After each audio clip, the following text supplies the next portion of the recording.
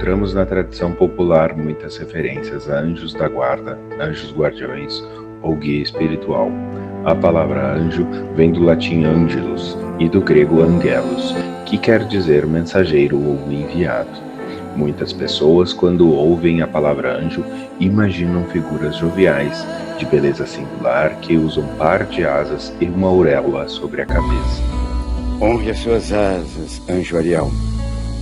Você aprendeu que as penas dos homens é que formam as asas dos anjos.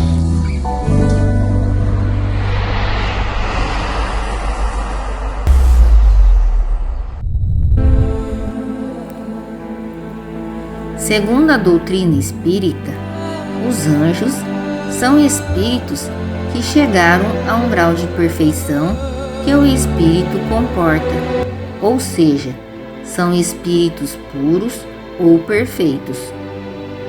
Anjo guardião e espírito protetor. Qual é a visão do espiritismo desses espíritos que nos protegem? Às vezes, nos momentos difíceis, sentimos uma força que nos ajuda e evita que fraquejemos perante as dificuldades. Será que é nessa hora que sentimos a sua presença? Viu, mãe? Viu como ela sente minha presença? Tá vendo como ela é linda?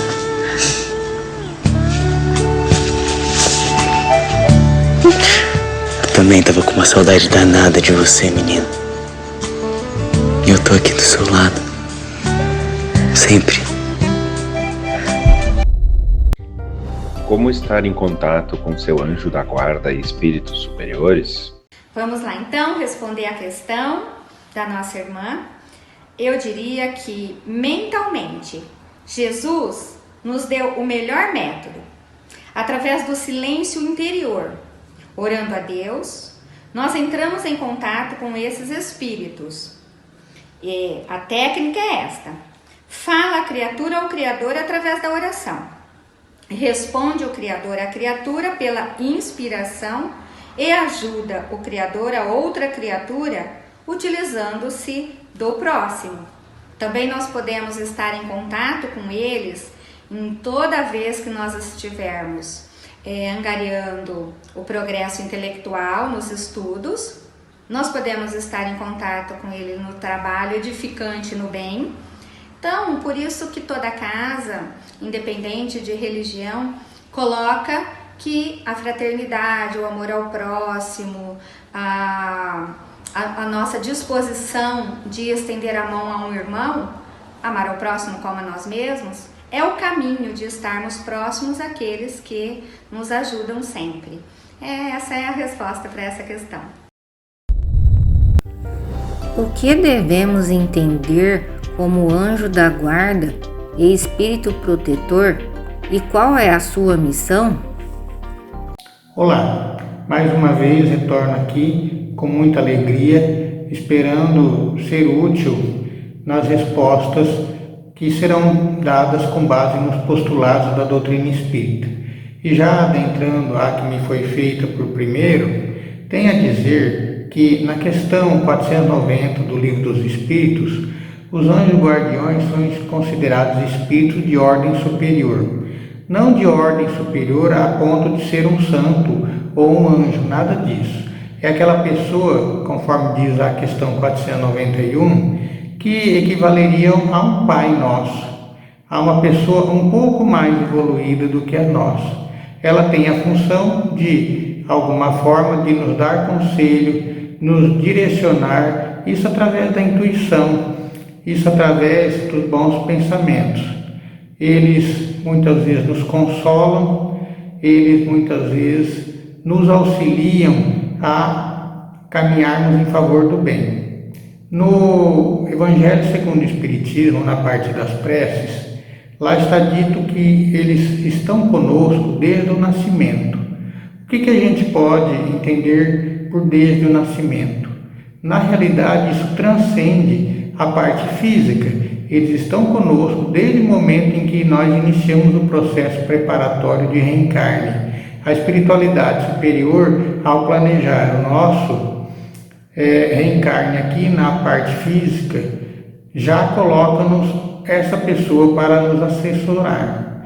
E elas então passam a dedicar tudo em favor do nosso progresso, em favor da nossa evolução, para que consigamos terminar a jornada terrena com muita alegria e satisfação de termos cumprido a jornada, aquilo que nos foi proposto. Eles são felizes quando acertamos e ficam tristes quando erramos, mas nunca desistem de nós. Eles estão sempre conosco. São considerados como guias principais. Por quê? Porque os guias familiares já são guias secundários, não vinculados diretamente a nós.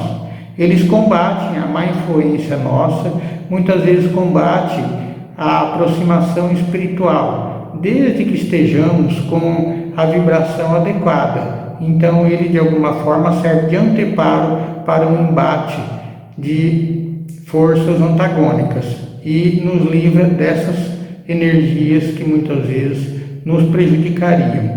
No livro dos médiuns, para quem deseja ou para quem está em fase de desenvolvimento mediúnico, é muito recomendável, e lá está constando isso, que antes de iniciar o trabalho de desenvolvimento mediúnico, aquela pessoa que se propõe a ser médium se prepare pedindo auxílio ao anjo guardião.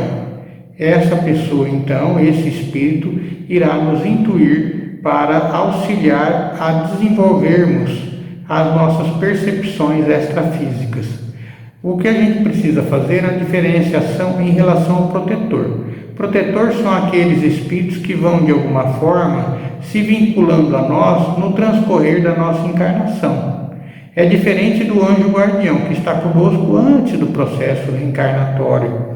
Já o protetor é aquela pessoa que se vincula por conta dos atos nossos acertados. Então nós passamos a acertar nos atos, nós iremos então angariar essas pessoas que de alguma forma passam a ter estima pela gente e continuarão conosco já por conta desse relacionamento criado, desse vínculo, até a fase do desencarne, continuando isso já no plano espiritual.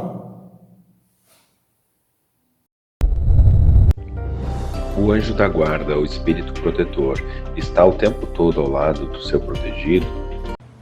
Não. Na questão 499 do Livro dos Espíritos, diz que não, que ele não fica constantemente ao lado do seu protegido, pois há circunstâncias em que a presença do espírito protetor ela não é necessária junto ao seu protegido.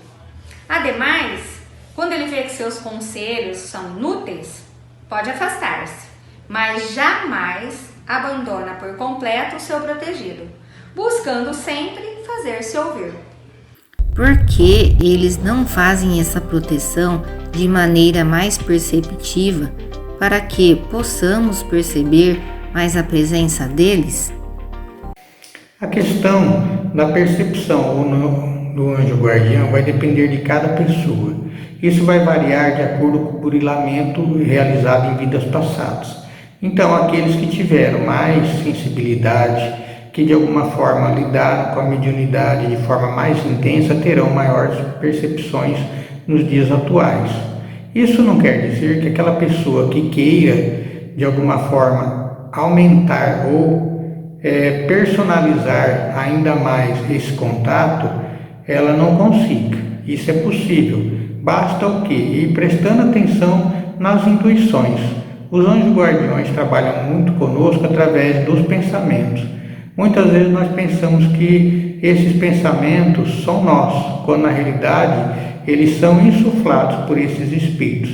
Então, nós nos conhecendo, nós analisando aquilo que nós fazemos, nós vamos conseguindo distinguir aquilo que é nosso daquilo que não é nosso. Basta então irmos prestando atenção às nossas intuições. Isso é o bastante com o passar da vida para irmos aperfeiçoando. Lógico que uma pessoa muito nova tem mais dificuldade de aquilatar essa percepção. E a gente, com o passar do tempo, vai aquilatando, vai aumentando essa percepção.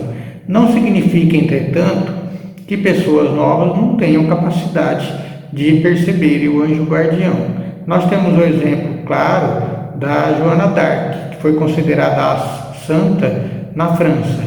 Ela recebia a presença de 3 espíritos luminares, 3 santos, que eram São Miguel, Santa Catarina e Santa Madalena. Elas, de alguma forma, as intuíam e ela então conseguia realizar aquilo de propósito que assumiu, que era o que? Libertar a França do jugo inglês. Quais os requisitos necessários para que cheguemos à condição de espírito protetor? Nós precisamos dos requisitos da nossa evolução espiritual, intelectual e moral.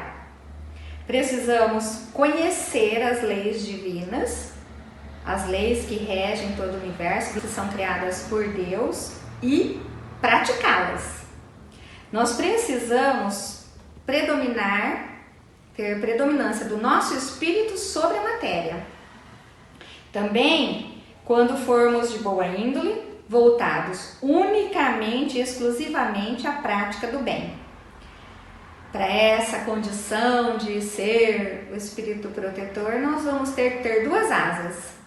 Uma do conhecimento intelectual e a outra do sentimento, que é o exercício na sua plenitude, que é amar o próximo como a nós mesmos.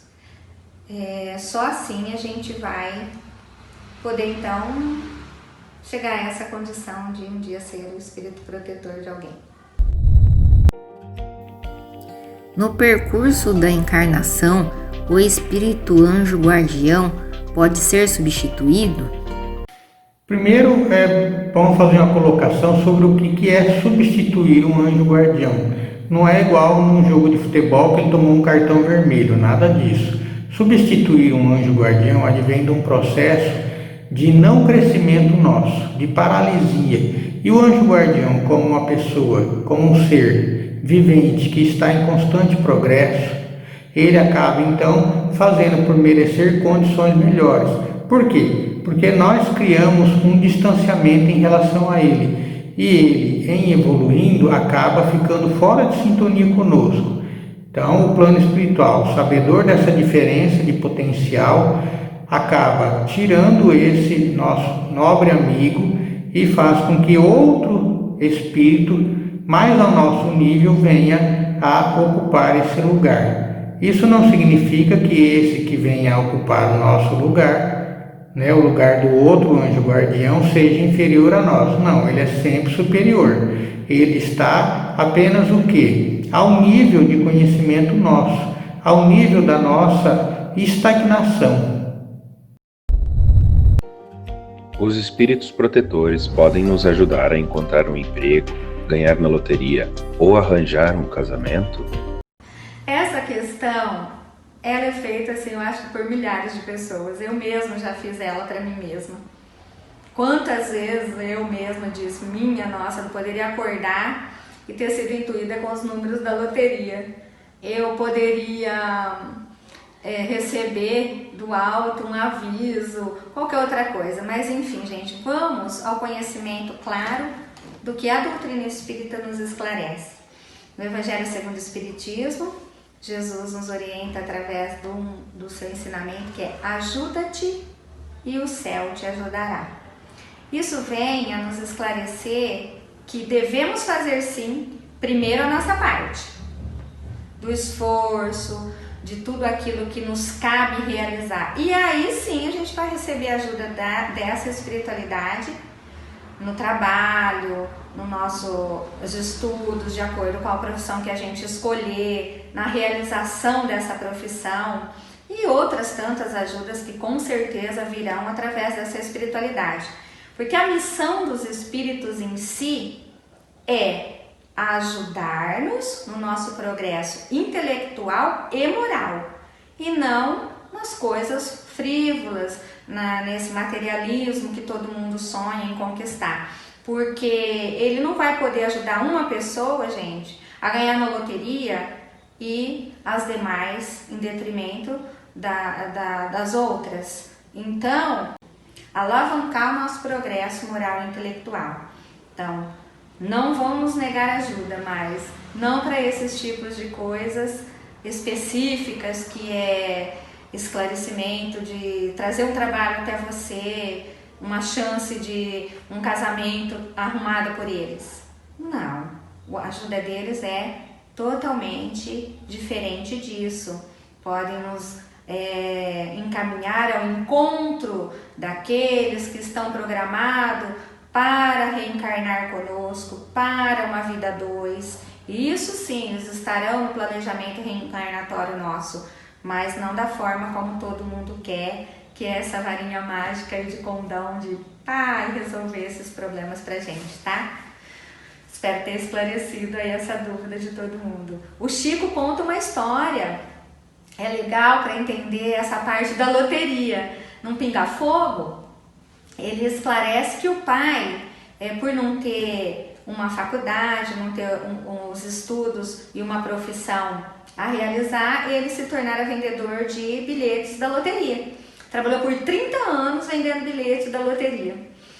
E ficou doente, o reumatismo o deixou de cama, e o Chico conta que na época, pai de um monte de filhos já, tinha ele e o Chico que sustentava a casa, então passou a ser só o Chico. E o dinheiro era muito restrito naquela época, dava-se mal para alimentação e pagar as continhas básicas do dia a dia deles. Então, ele passou a ter necessidade de umas injeções, tomava 2 ao mês e que ia todo o salário do Chico. Foi bem na época que o Chico escreveu o livro Coração do Mundo, Brasil, Pátria do Evangelho, Coração do Mundo, e foi vendendo aquele monte de livro, e o pai ficou sabendo e disse para ele: Chico, você então poderia pedir aos seus amigos espirituais um pouco desse dinheiro da arrecadação das vendas para pagar as nossas contas. Já estamos devendo no armazém, já estamos devendo muitas contas que o dinheiro não tem nada. E o Chico disse para ele que não podia. Ficou triste, os olhos em lágrimas ao ver o pai naquela situação, e também ciente de que não podia usufruir de um dinheiro que ele dizia não ser o autor. O autor dos livros escritos eram dos espíritos. Então o pai, vendo a tristeza do Chico, era um pai amoroso, o Chico conta, ele olha para o Chico e diz assim: não se preocupe, meu filho, eu te entendo. Deixa, continue escrevendo seus livros aí. Não vamos precisar. Logo eu parto desta para outra, e de lá de onde eu estiver, eu vou parar a roleta quando ela estiver rolando para dar os números para você. E aí todo mundo para, um pinga-fogo, todo mundo fica curioso, o Chico também, e o repórter diz ele: e aí, Chico, como foi? Você jogou, ganhou? Ele disse: continuo jogando até hoje. Então, fica claro que os espíritos não podem fazer isso, nos passar os números da loteria. Um grande abraço para quem fez a pergunta. As casas espíritas, as cidades, os países têm os seus espíritos protetores especiais? Qual a relação entre eles e seus protegidos? Sobre Ismael, em qual estágio evolutivo ele se encontra? Vamos lá. Eu não diria que os protetores, os anjos guardiães, sejam especiais. Na realidade, todos são especiais, ou nenhum deles são especiais. Por quê? Porque cada um desempenha o atributo de cuidar, seja de pessoas, seja de um país, seja de famílias e etc., de acordo com o nível evolutivo. Então não há especialidade aí, há simplesmente o quê? Capacidade de resolução de problemas. Então a resposta eu diria sim. Cada ser humano tem o seu anjo guardião. Cada família tem um anjo guardião. Cada estado, cada cidade, cada país, o próprio planeta Terra tem o seu anjo guardião, que é o Cristo, que está desde o início aqui da construção do planeta.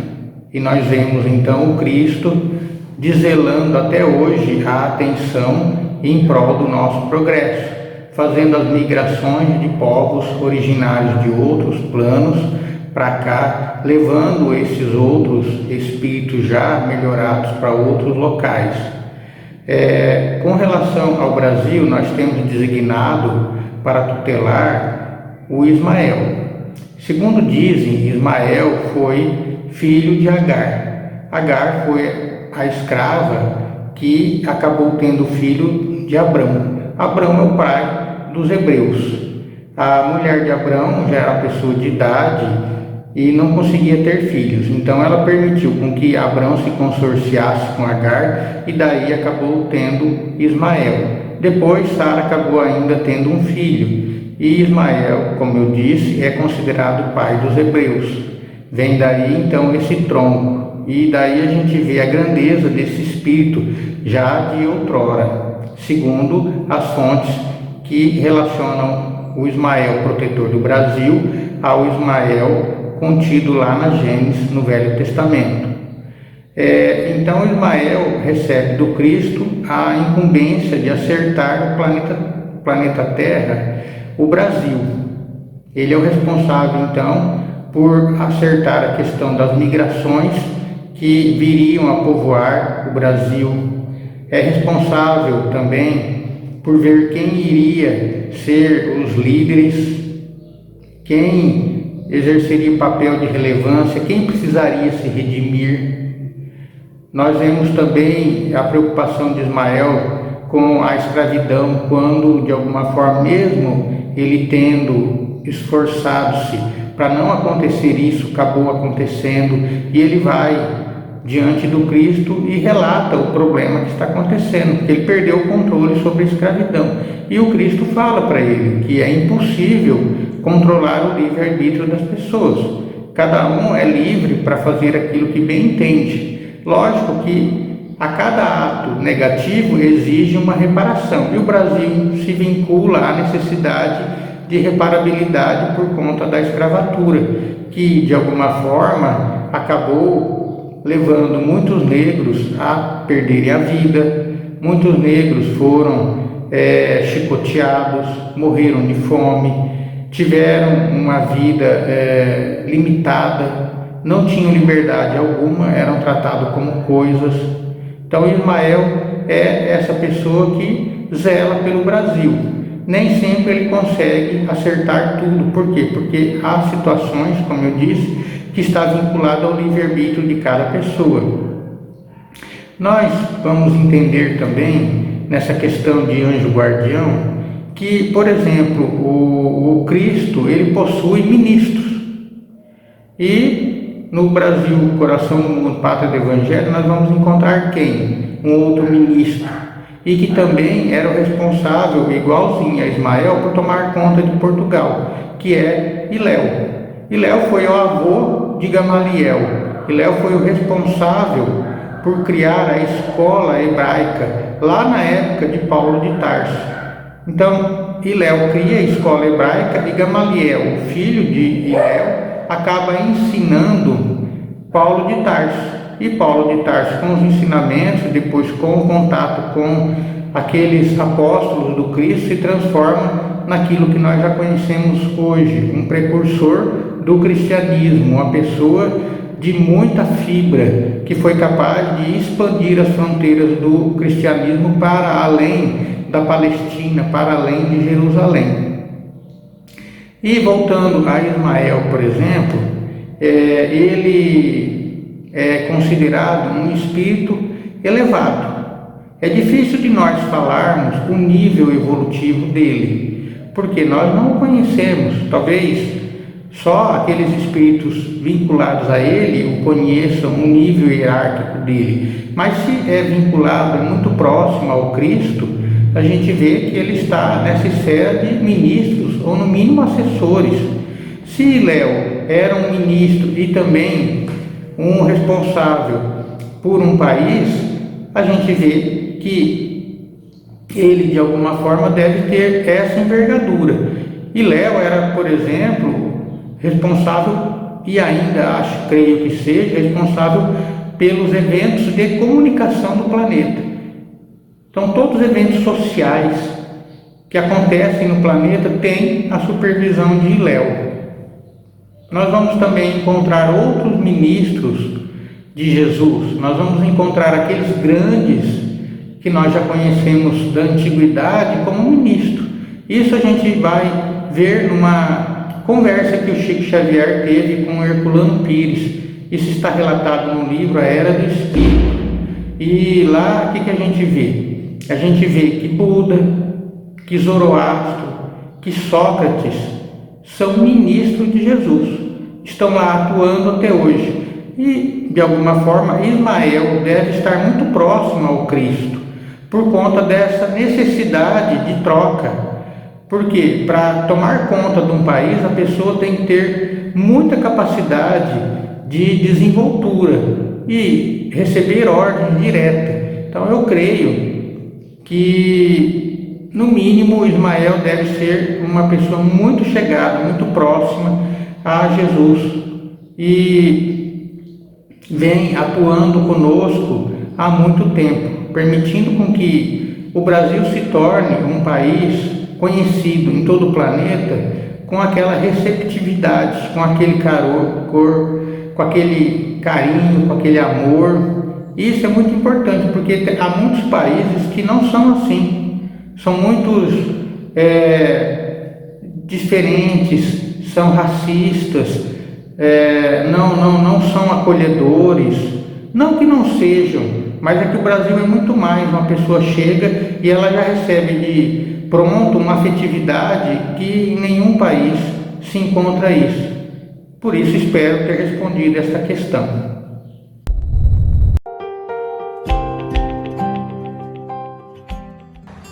Bom, pessoal, gostaria de agradecer a vocês que enviaram as perguntas. Espero ter esclarecido um pouquinho daquilo que é um manancial imenso que a doutrina espírita esclarece sobre anjos guardiões, espíritos protetores, porque conhecimento é muito grande. Eu sou uma pessoa maravilhada por saber dessa influência que tem os espíritos sobre as nossas vidas, principalmente a dos bons espíritos, dos espíritos superiores, dos protetores e dos anjos guardiões. Eu acredito que desde a infância eu sempre pude, através da mediunidade, ouvir muito bem os conselhos dos espíritos. Esse anjo guardião que foi designado para estar me acompanhando nessa existência, eu acredito que não é só nessa, que ele já é de muitas outras. É um companheiro que eu já designei o meu melhor, maior amigo depois de Jesus, é claro, mas que caminha comigo assim constantemente, me inspirando. Ele que me levou a conhecer a doutrina espírita, ele que comigo faz os trabalhos de divulgação da doutrina, é uma parceria constante desse companheiro que me auxilia praticamente nessa jornada de evolução. Eu gosto até de dizer que dou muito trabalho para ele. Essa parte da gente entrar em contato com eles, que foi a primeira questão, eu demorei muito para entender que é muito fácil e simples, desde que a gente se coloque à disposição disso. Muitas das vezes a gente está numa tribulação de trabalho, preocupações, e eles estão ali para nos intuir e a gente não consegue captar a intuição, a inspiração deles. Mas eu aprendi com o tempo a serenar, a meditar e aí então abrir esse campo para receber as intuições. Não costumo fazer nenhum trabalho que não seja sobre a inspiração desses amigos maravilhosos que nos acompanham. Gostaria muito, muito que cada um que aprendeu um pouquinho sobre essas questões da noite pudesse estreitar esse laço íntimo com o seu protetor, com o seu anjo guardião. Vocês vão ver como é maravilhoso e como vocês vão perceber que eles nos ajudam e muito daquilo que a gente não vê, porque é oculto esse trabalho que eles fazem. A gente não consegue ver com esses olhos que é de ver aqui, enxergar as coisas materiais. Essas são as coisas espirituais. É esses olhos que Jesus dizia, né? Olhos de ver e ouvidos de ouvir. Então, abram esses olhos de ver as coisas espirituais e os ouvidos para essas coisas, que vocês vão ficar maravilhados com essa ajuda que é muito, muito importante para cada um de nós. Que cada um de vocês estreite esse laço, que caminhemos juntos rumo à nossa evolução espiritual. Quem sabe um dia não seremos nós os protetores de alguém. Que Jesus nos abençoe, esse guia e modelo para toda a humanidade. Fique conosco e proteja-nos sempre. Que assim seja.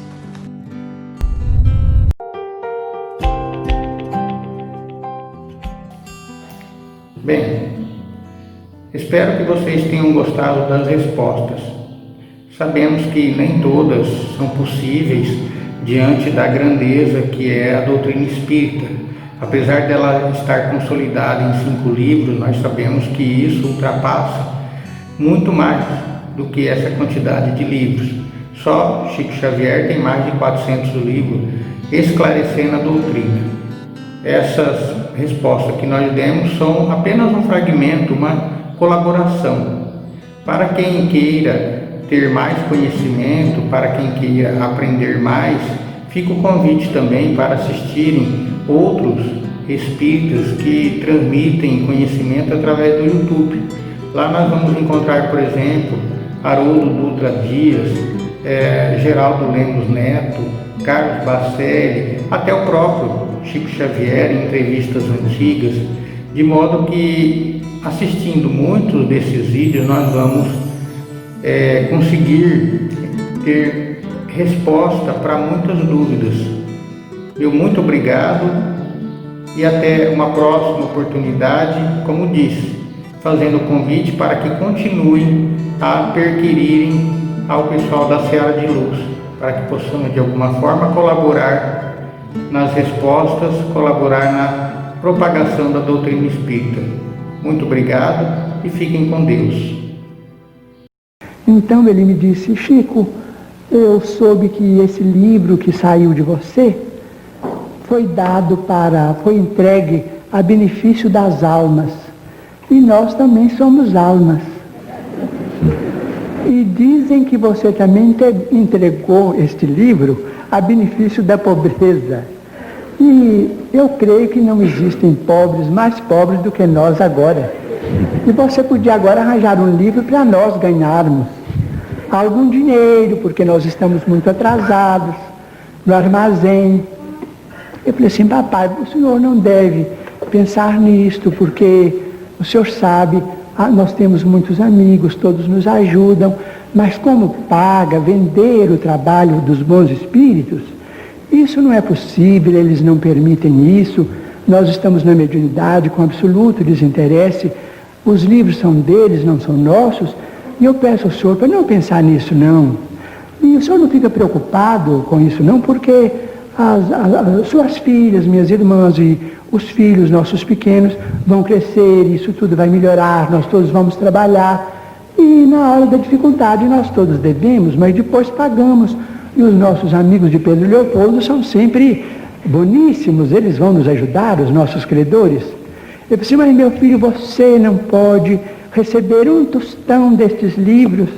Eu falei assim: como paga, meu pai, não posso receber. Ele então disse: meu filho, então seus espíritos estão muito atrasados. Isso é gente que já morreu há muitos mil anos, no tempo que nada tinha preço. E meu pai, que não entendia bem de literatura, nem deste mundo nem do outro, me disse assim: imagina que eles são tão antigos que em vez de eles assinarem Manuel, eles assinam Emanuel. Isso é gente do Egito, é gente que não conheceu rádio, que não conheceu preço de feijão, porque eu acho que esses espíritos, se eles são caridosos, deviam ter dó de nós. Então eu fiquei assim um pouco constrangido, porque de fato era meu pai, aquela queixa dele era uma queixa de um doente, que eu não podia transmitir a ninguém, não é? Então ele viu que eu fiquei assim muito triste, com os olhos cheios d'água e tal, mas ele era muito bom. Então, falou comigo assim, olha, eu não vou te acariciar porque minhas mãos não estão funcionando. Mas não fica triste com o que eu falei, não. Segue para frente com seus livros, com seus espíritos. Porque eu vendo bilhete de loterias e, naturalmente, que breve eu vou partir para outro mundo. E eu, a hora que morrer, meu filho, vou parar a roda para você. Quando for no mês de junho, no mês de dezembro, você compra o bilhete da Loteria Federal, que eu vou parar a roda ou as bolas para você ganhar. Então até hoje eu compro, não é brincadeira. Mas eu creio em meu pai, quem sabe é lícito. A Loteria Federal é autorizada pelo nosso governo.